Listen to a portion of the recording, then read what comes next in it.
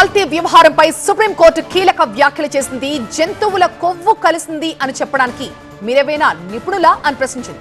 Petitioner మానూరు Srinivas తరపు న్యాయవాదిని CJI justice Surya Kant ప్రశ్నించారు. Petition అసలు విచారణార్హం కాదంటూ కొట్టేసింది సుప్రీంకోర్టు. లడ్డూ కల్తీ వ్యవహారంపై అధికారులను కలవాలని సూచించారు సిజేఐ.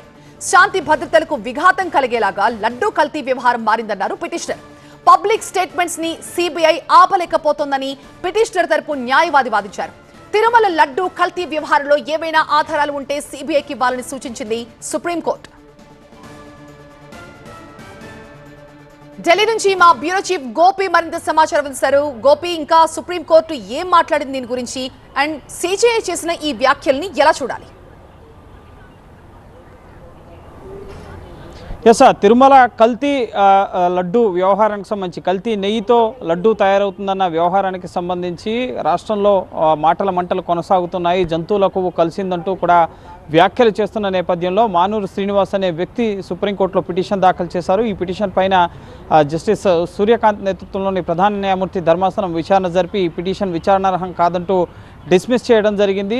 ఆయన ప్రధానంగా ఈ వ్యాఖ్యల వల్ల ముఖ్యంగా శాంతి భద్రతలకు విఘాతం కలిగే విధంగా రాష్ట్రంలో పరిస్థితులు ఏర్పడుతున్నాయి కాబట్టి జంతువుల కొవ్వు కలిసిందంటూ చేస్తున్న వ్యాఖ్యలపైన ముఖ్యంగా ఎవరు మాట్లాడకుండా ఈ వ్యవహారం పైన స్టే విధించాలి అని చెప్పి పిటిషన్లో పేర్కొనడం జరిగింది. అసలు జంతువుల కొవ్వు కలిసింది అని చెప్పడానికి మీరెవరు, ఎట్లా చెప్తారు, దీనికి సంబంధించి మీరేమైనా నిపుణులా అన్న వ్యాఖ్యల్ని సిజేఐ చేయడం జరిగింది.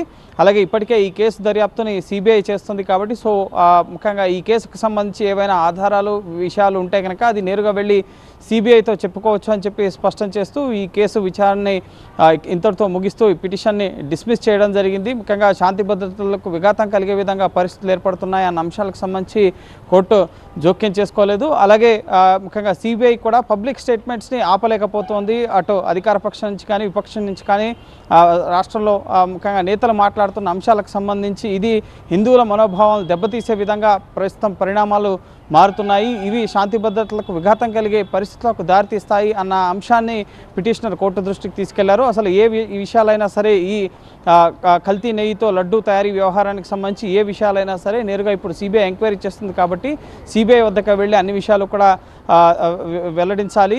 మీ దగ్గర ఏమైనా ఆధారాలు ఉంటే వాటిని కూడా అన్ని సిబిఐకే ఇవ్వాలని చెప్తూ ఈ పిటిషన్ని డిస్మిస్ చేయడం జరిగింది. లడ్డూ కల్తీ వ్యవహారానికి సంబంధించి ముఖ్యంగా నేతల మధ్య మాటల మంటలు, ముఖ్యంగా విమర్శలు ప్రతి విమర్శలు చేసుకుంటూ రాజకీయంగా ఆరోపణలు చేసుకున్న నేపథ్యంలో కోర్టు ఈ విషయం పైన జోక్యం చేసుకునేందుకు నిరాకరించడం జరిగింది. మానూరు శ్రీనివాస్ అనే వ్యక్తి వేసిన పిటిషన్ను తిరస్కరించడం జరిగింది. రైట్ గోపి.